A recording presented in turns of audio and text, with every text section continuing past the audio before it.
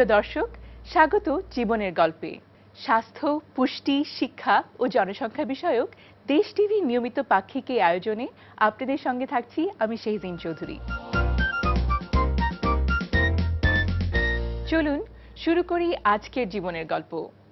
নতুন বছরের এই প্রথম পর্বে আমরা কথা বলবো মিলেনিয়াম ডেভেলপমেন্ট গোলস এমডিজি বা সহস্রাব্দ উন্নয়ন লক্ষ্যমাত্রা অর্জনে বাংলাদেশের সাফল্যগাথা নিয়ে। বৈশ্বিক এই উন্নয়ন রূপরেখা বাস্তবায়নে বিশ্বের অনেক উন্নয়নশীল দেশকে বাংলাদেশ কিভাবে পেছনে ফেলে এগিয়ে গেছে, জীবনের গল্পের প্রতিবেদনে উঠে এসেছে সেসব কথা। বিশ্বকে ক্ষুধা, দারিদ্র্য ও অশিক্ষা থেকে মুক্ত করতে আন্তর্জাতিক উদ্যোগ রয়েছে অনেক।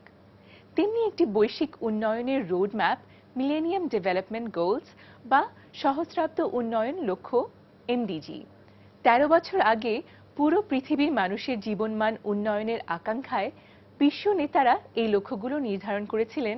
এরই মধ্যে এই লক্ষ্যকে সামনে রেখে গত ২ দশকের অর্থনৈতিক প্রবৃদ্ধি ও সামাজিক উন্নয়নের যে কোনো সূচকের বিচারেও প্রশংসনীয় অগ্রগতি হয়েছে বাংলাদেশের। নতুন সহস্রাব্দে বিশ্বের পিছিয়ে পড়া দেশগুলোর দরিদ্র জনগোষ্ঠীকে উন্নয়নের মূল স্রোতধারায় সম্পৃক্ত করার মাধ্যমে ২০১৫ সালের মধ্যে পৃথিবী থেকে ক্ষুধা ও দারিদ্র্য কমানোর উদ্দেশ্যে জাতিসংঘের উদ্যোগে ২০০০ সালে বিশ্বের প্রায় ১৮৯টি দেশের রাষ্ট্র ও সরকার প্রধানরা সর্বসম্মতভাবে ৮টি উন্নয়ন লক্ষ্য নির্ধারণ করেছিলেন। এগুলো হচ্ছে চরম দারিদ্র্য ও ক্ষুধা নির্মূল করা, সর্বজনীন প্রাথমিক শিক্ষা অর্জন, লিঙ্গ বৈষম্য দূর করে নারীর ক্ষমতা নিশ্চিত করা, শিশু মৃত্যুহার কমিয়ে আনা, মাতৃস্বাস্থ্যের উন্নয়ন, HIV, এইডস, ম্যালেরিয়া সহ অন্যান্য রোগ দূরীকরণ, পরিবেশগত স্থিতিশীলতা নিশ্চিত করা এবং উন্নয়নের জন্য বৈশ্বিক সহযোগিতা নিশ্চিত করা। নির্ধারিত এসব লক্ষ্যই মিলেনিয়াম ডেভেলপমেন্ট গোলস এমডিজি বা সহস্রাব্দ উন্নয়ন লক্ষ্যমাত্রা নামে পরিচিত।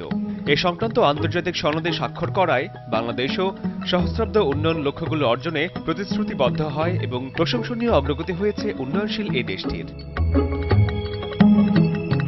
ক্ষুধা ও দারিদ্র্য নির্মূলে বাংলাদেশ প্রশংসনীয় অগ্রগতি সাধন করেছে। গত কয়েক বছর ধরে বাংলাদেশে অর্থনীতির প্রবৃদ্ধি নিয়মিতভাবেই ৬% ওপরে রয়েছে, যা দারিদ্র্য কমানোর ক্ষেত্রে ইতিবাচক ভূমিকা রেখেছে। ১৯৯০ সালে বাংলাদেশের দারিদ্র্যের হার ছিল ৬০%। বাংলাদেশ পরিকল্পনা কমিশনের তথ্য অনুযায়ী তা ২০১২ সালে নেমে এসেছে ২৬.৪%। এছাড়া ১৯৯০-৯২ সালে বাংলাদেশে পুষ্টিহীনতার হার ছিল মোট জনসংখ্যার ২৪.৬০%। ২০১০ থেকে ২০১২ সালে এই হার কমে দাঁড়িয়েছে ১৬.৮০%। বাংলাদেশে শিক্ষার ন্যায়সঙ্গত প্রবেশাধিকারের ক্ষেত্রে উল্লেখযোগ্য অগ্রগতি সাধিত হয়েছে। ২০০৫ সালে প্রাথমিক বিদ্যালয়ে শিশুদের ভর্তি হওয়ার হার ছিল ৫২%। ৬ বছরের মাথায় ২০১১ সালে তা এসে দাঁড়ায় ৯৮% এবং ২০১৩ সালে এই পরিস্থিতির আরও উন্নতি হয়েছে। প্রাথমিক বিদ্যালয়ে শিশু ভর্তির হার এখন প্রায় ১০০%। স্থূল ভর্তির হার ১০৭.৭%, নিট ভর্তির হার ৯৪.৮%, সাক্ষরতার হার ৬৩% এবং সমাপনী ও জেএসসি পাশের হার উল্লেখ করার মতো, আর তা হল ৯৭.২৬%। ছেলেদের ক্ষেত্রে এ হার ৯৯.৪% ও মেয়েদের ক্ষেত্রে ৯৭.২%। প্রাথমিক ও মাধ্যমিক শিক্ষা উভয় ক্ষেত্রে বাংলাদেশ নারী পুরুষ সমতা অর্জনের কাঙ্ক্ষিত লক্ষ্যে পৌঁছতে সক্ষম হলেও ঝরে পড়া শিক্ষার্থীদের হার এখনো মোট ভর্তির ২৯%। প্রথম এমডিজি প্রতিবেদন অনুযায়ী ১৯৯০ সালে বাংলাদেশে প্রতি ১ লাখ জীবিত শিশুর জন্মে মাতৃমৃত্যু সংখ্যা ছিল ৫৭৪। বাংলাদেশ মাতৃমৃত্যু জরিপ অনুযায়ী ২০০১ সালে এ সংখ্যা ছিল ৩২২, যা ২০১০ সালে হয়েছে ১৯৪, অর্থাৎ ৯ বছরে মাতৃমৃত্যু ৪০% কমেছে। গড়ে প্রতি বছর মাতৃমৃত্যুর হার কমেছে ৩.৩%, যদিও ২০১৫ সালে লক্ষ্যমাত্রা পূরণের জন্য প্রয়োজন গড়ে প্রতি বছর ৩% হ্রাস। বাংলাদেশে শিশু মৃত্যুর ঘটনার প্রায় ৬০% থাকে জন্মের প্রথম ২৮ দিনের মধ্যে। এসব শিশুর অধিকাংশ মারা যায় শ্বাসকষ্ট, জন্মকালীন সংক্রমণ, নির্ধারিত সময়ের আগেই জন্ম ও ভূমিষ্ঠ হওয়ার সময়ের জটিলতায়। তারপরও ১৯৯১ থেকে ২০১১ সালের মধ্যে ৫ বছরের কম বয়সী শিশু মৃত্যুর হার ৭৫% কমাতে পেরেছে বাংলাদেশ। 1971 সালে বাংলাদেশের জনসংখ্যা ছিল 7,63,98,000। 4 দশকে সে সংখ্যা এখন 15 কোটি ছাড়িয়েছে। প্রতি বর্গ কিলোমিটারে বাংলাদেশে হাজারের উপর মানুষের বাস। সর্বশেষ জনশুমারি বলছে সারা দেশে পরিবার আছে প্রায় 3 কোটির মতো।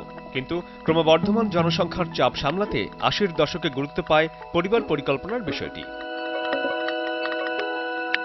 1974 সালে 7.7% বিবাহিত নারী জন্ম নিয়ন্ত্রণে অংশ নিতেন। 1993 সালে এই সংখ্যা এসে দাঁড়ায় 44.6%। সর্বশেষ জরিপ অনুযায়ী এই সংখ্যা 61.2% পৌঁছেছে। শুধুমাত্র সরকারি উদ্যোগে নয়, সহস্রাব্দ উন্নয়ন লক্ষ্যমাত্রা অর্জনে বাংলাদেশের সফলতার এই গল্প কথার পেছনে রয়েছে বেসরকারি সংগঠনগুলো সমর্থিত বিভিন্ন পদক্ষেপ। Making a lot of progress toward the MDG goals 4 and 5 with child survival and maternal mortality. And Bangladesh is one of a half a dozen countries worldwide that are on track to meet the Millennium Development Goals by 2015. And this is something that we're very proud of, being one of the partners that has supported Bangladesh in its efforts to reach those two goals. Even though we've had some great successes in the past, there's still a lot of work to do in Bangladesh. MDG কোনো উচ্চভিলাষী স্বপ্ন নয়, বরং উচ্চাকাঙ্ক্ষী হলেও তা গণকেন্দ্রিক। সাফল্য পরিমাপের জন্য এই লক্ষ্যমাত্রা রয়েছে সুস্পষ্ট রূপরেখা, রয়েছে ঘাটতি নিরূপণের ব্যবস্থা ও তা উত্তরণে রয়েছে কার্যকর সহায়তা। তাই এর সাফল্য সোপান এমনভাবে নির্মাণ করা উচিত যা এই দেশের জন্য হবে প্রাসঙ্গিক, সম্ভবপর, উত্তরণকামী কিন্তু বাস্তব।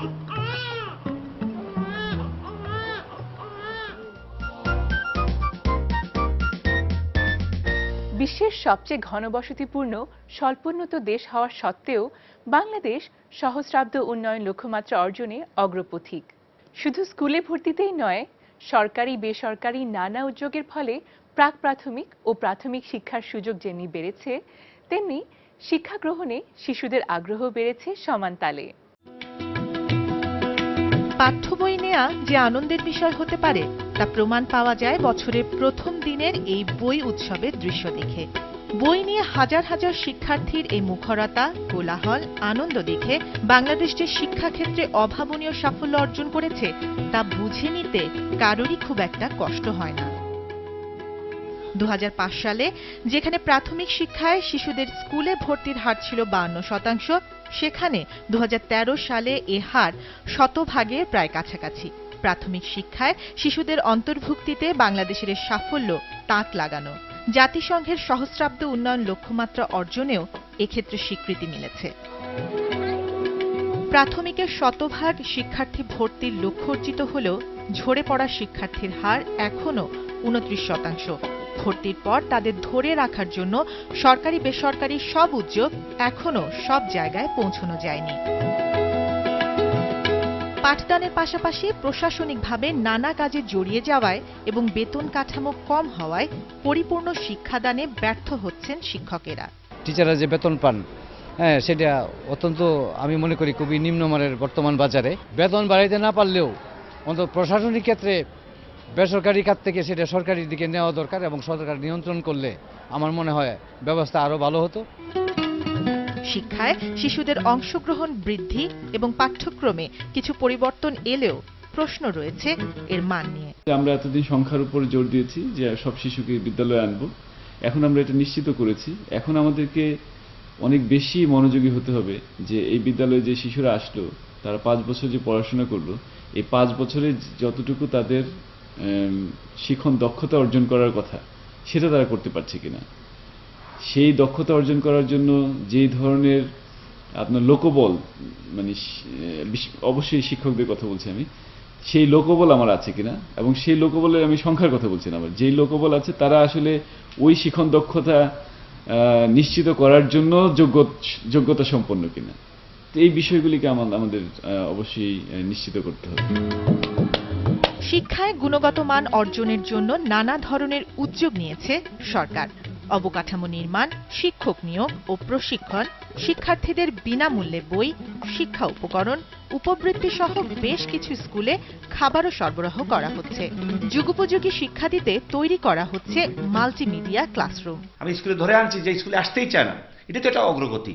তারা এটার মধ্যে কোনো গুণ দেখেন না, এটা একটা গুণ দ্বিতীয়ত যে গুণ তারা মিন করতেছেন অর্থাৎ মানটা বাড়ানো, এটা বৃদ্ধি পাইছে আগের চেয়ে অনেক বেশি। আমি এই কথা 100বার স্বীকার করি যে আজকের যুগে যে পরিমাণ গুণ হওয়া উচিত সেটা আমাদের সব শিক্ষা প্রতিষ্ঠানে নাই, বেশিরভাগ শিক্ষা প্রতিষ্ঠানে নাই। সেটা আমরা অর্জন করার একটা প্রক্রিয়া শুরু করছি, আস্তে আস্তে উন্নত হচ্ছে এবং আমাদেরকে আরো অনেক উন্নত মানে পৌঁছাইতে হবে। সেটা আমাদের সংগ্রাম, লড়াই, চেষ্টা। কিন্তু আমি যদি স্কুলেই আনতে না পারি, সংখ্যা বেড়ে যাচ্ছে, এই জন্য তিনি বাচ্চার গুণ কমে, তত কমবেই, খুবই স্বাভাবিক, এটা একটা নিয়মিত তাই। কিন্তু সংখ্যা না পাইলে আমি কার উপর গুণ প্রয়োগ করব? সুতরাং আমরা সংখ্যা বৃদ্ধি করতেছি, এটা একটা গুণগত পরিবর্তন আসতেছে। দ্বিতীয়ত প্রকৃত গুণ তিনি যেটা বলছেন যে শিক্ষার মানের দিক থেকে সেটা আমাদের লক্ষ্য, সেই চেষ্টা আমরা করছি। সেই দিনের বুঝি আর খুব বেশি দেরি নেই যখন দেশ জুড়ে প্রাথমিক বিদ্যালয়গুলোতে কোলাহলে মুখর ক্ষুদে শিক্ষার্থীদের শতভাগ অংশগ্রহণ দেশকে পৌঁছে দেবে সাফল্যের শিখরে।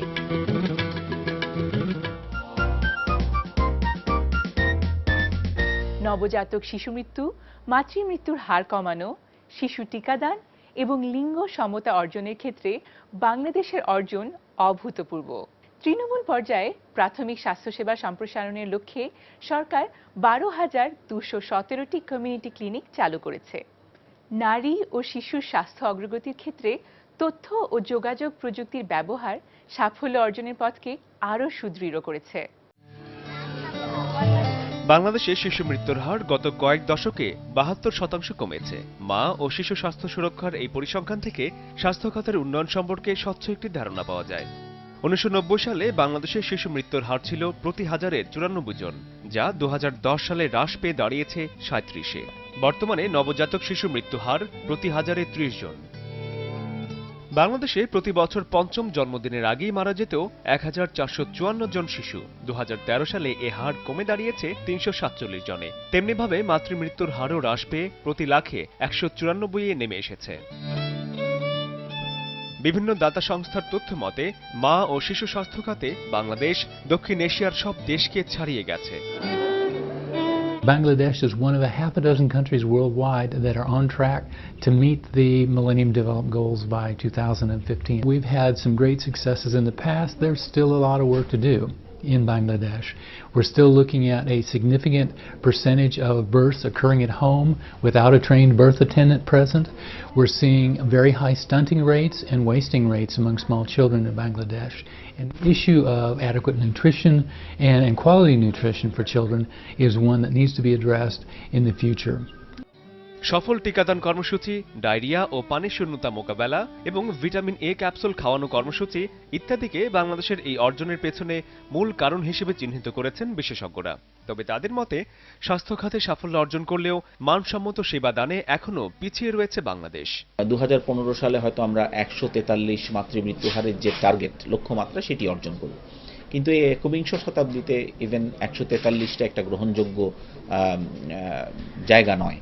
আমাদেরকে অনেক নিচে নামতে হবে, 30-এ নামতে হবে, আমাদেরকে 30-এর কমে নামতে হবে, 15-তে নামতে হবে, সেই জায়গায় যেতে হবে। যে গর্ভবতী মায়েরা ডেলিভারি করেন সেই ডেলিভারিগুলো অনেক বেশি দক্ষ প্রসূতি সেবকের হাতে হতে হবে। এটা এবং অনেক অনেক বেশি ডেলিভারি আমাদেরকে হাসপাতালগুলোতে করতে হবে, যেখানে বিভিন্ন ধরনের কমপ্লিকেশনের ব্যবস্থা আছে। একটা বিষয়, এখনও আমাদের প্রায় 2/3 বেশি মা যারা বাড়িতে ডেলিভারি করেন তাদের কাছে কোনো দক্ষ প্রসূতি সেবাদানকারী যেতে পারেন না। কাজে এই যে বিরাট গ্যাপটা আমাদেরকে ফুলফিল করতে হবে। এখনও যেই শিশুগুলো জন্মের মানে উপযুক্ত সময়ের আগে জন্ম হয়ে যাচ্ছে, প্রিম্যাচিওর ডেলিভারি হচ্ছে, যেই শিশুগুলোর ওজন কম, যেই শিশুগুলো আর্লি সংক্রমণ রোগে আক্রান্ত হয়, যেই শিশুগুলো জন্মের সময় শ্বাসকষ্টে ভোগে, সেই শিশুগুলোর মধ্যে মৃত্যু হারটা অনেক বেশি। শিশু মৃত্যু হার কমানো সহস্রাব্দ উন্নয়ন লক্ষ্যমাত্রার একটি গুরুত্বপূর্ণ লক্ষ্য।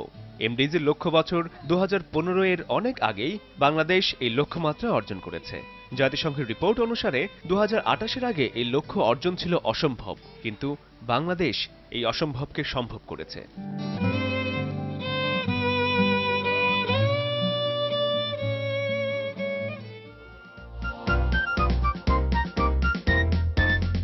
জীবনের গল্পে একটি বিরতি নিচ্ছি। বিরতির পর এমডিজি বা সহস্রাব্দ উন্নয়ন লক্ষ্যমাত্রা অর্জনে বাংলাদেশের সাফল্যের ব্যাপারে শুনব ঢাকায় নিযুক্ত মার্কিন রাষ্ট্রদূত ড্যান ডব্লিউ মোজেনার কথা। আমাদের সঙ্গেই থাকুন।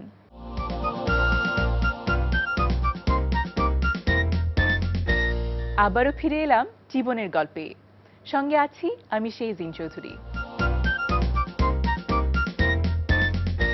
দর্শক, সহস্রাব্দ উন্নয়ন লক্ষ্যমাত্রা অর্জনে বাংলাদেশের অভাবনীয় সাফল্যের গল্প শুনলেন এতক্ষণ। সহস্রাব্দ উন্নয়ন লক্ষ্যমাত্রায় বাংলাদেশের এই সাফল্যকে কিভাবে দেখছে যুক্তরাষ্ট্র এবং কিভাবে তারা সহায়তা করছে এই অর্জনে। বাংলাদেশে নিযুক্ত মার্কিন রাষ্ট্রদূত ড্যান ডব্লিউ মোজেনা জীবনের গল্পকে বললেন সে কথা। Ambassador Mozena, welcome to Jiboner Golpo. This is the first episode of the year and we are very honored to have you here with us. Thank you. I'm honored to be the first for the year. It's going to be a good year, I hope. Thank you. So the new year has begun, but if we look back at 2013 and beyond, what would you say are the most remarkable achievements in the health sector of Bangladesh? Easy question.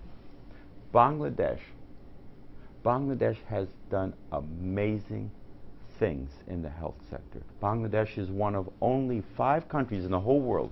How many countries? I don't know, hundreds of countries. Is one of only 5 that is on track to achieve the Millennium Development Goal in cutting mortality of maternal mothers, of pregnant women, and in cutting mortality of children under 5.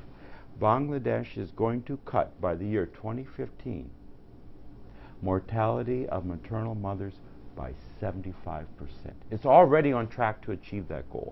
It is, let me think, it's about 2/3, 66% cut already, and the goal is 75%. So I think Bangladesh will surpass the goal, and in terms of child under 5 mortality, the goal is to cut by 66%, and Bangladesh has already cut by 60%. And the goal is the year 2015, so 2 years away. This is tremendous progress.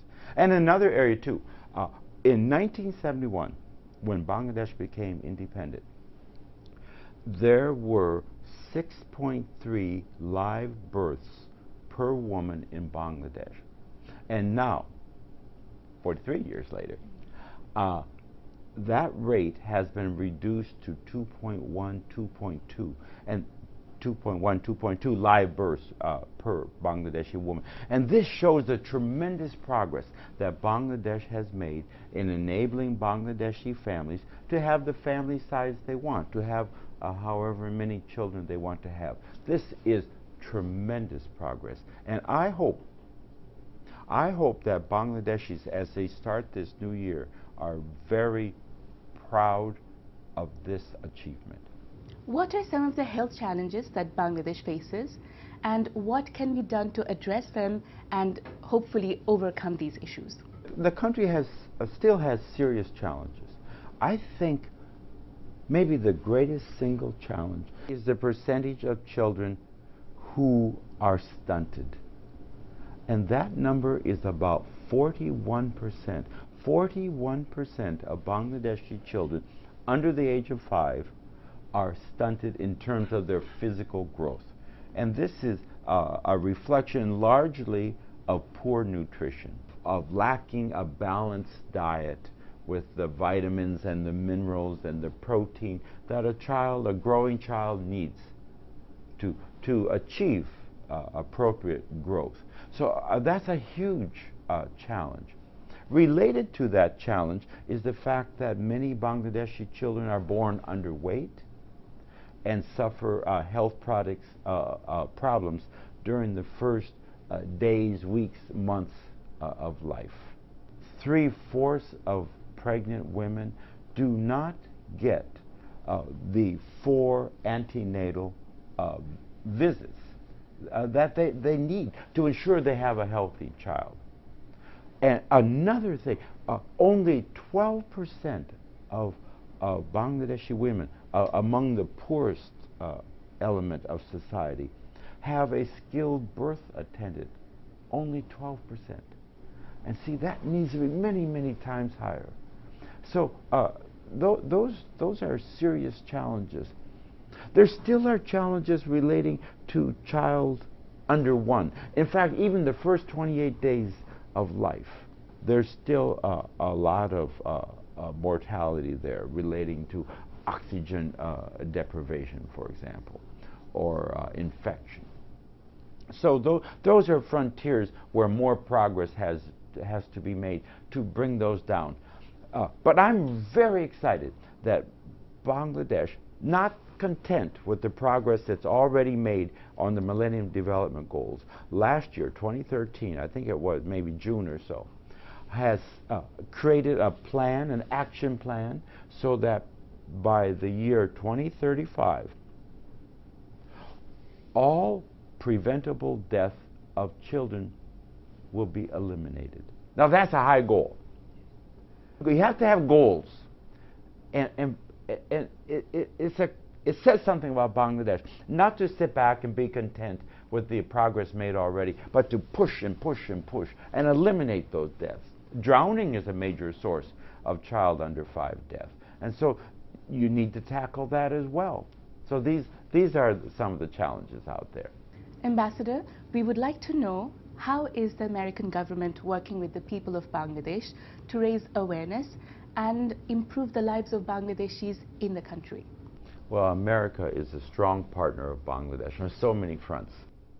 Only Bangladesh is a direct beneficiary of all of President Obama's global initiatives. Feed the Future, to raise nutrition for families. Global Health Initiative, Global Climate Change Initiative, engagement with the Muslim world. These are 4 different initiatives that President Obama launched, and Bangladesh is the only partner in all 4. And these are really tremendous programs. And focusing on the health sector, America will continue to work with Bangladesh through the Smiling Sun Clinics. It's the largest NGO outreach in the health sector. Millions and millions of Bangladeshis benefit from having access to these primary care facilities, and I've visited many of them. We're working very much with Bangladesh on the nutrition front. We mentioned earlier how poor nutrition is a serious challenge, and through the Feed the Future program, we're working to engage in increasing food production, in increasing the ability of families to buy food. And this is the hardest part, in working with mothers in how to prepare varied and balanced diets for their children. And the main obstacle, you might not appreciate this, are their husbands. The husbands want to eat the way their great-grandfathers ate. Big pile of rice, a little bit of relish on the side. That's not a balanced diet for children. And so women are having to convince their husbands to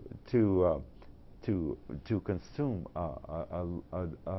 a diet a little bit different than that. Anyway, we're partnering on so many different areas. So I hope the year 2014 will be a great year for Bangladesh on the health side. I hope by the end of the year, Bangladesh will have already achieved the Millennium Development Goals a year early. How amazing is that? That's quite amazing. As we begin this new year, do you have a message that you would like to give to the people of Bangladesh? Yes, very much. And thank you for asking. My message is that make this a great year for Bangladesh in the health sector. And I think this should be the year of tackling stunting. This should be the year of giving our children the nutritious diet they need, so they grow up strong, healthy, mentally alert.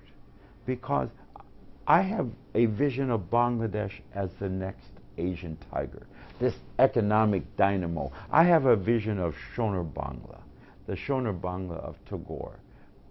That was a dream of Tagore. We can make that reality. But you cannot do it unless your children are strong and healthy and mentally very alert. And that can't happen unless they have good, nutritious food. So I think 2014, that's the year for reducing and eventually getting rid of stunting of children. Thank you so much for your time today. And also, we would like to wish you a very, very happy New Year. Thank you very much, and the same to you, and the same for Bangladesh. Thank you so much. Thanks. নতুন গল্প নিয়ে আমরা আবারও আসবো আপনাদের সামনে। অনুষ্ঠান কেমন লাগলো আমাদের জানান, চিঠি লিখুন। ঠিকানা জীবনের গল্প, দেশ টিভি, কর্ণফুলী মিডিয়া পয়েন্ট, 42 শহীদ সাংবাদিক সেলিনা পারভিন সড়ক, মালিবাগ, ঢাকা।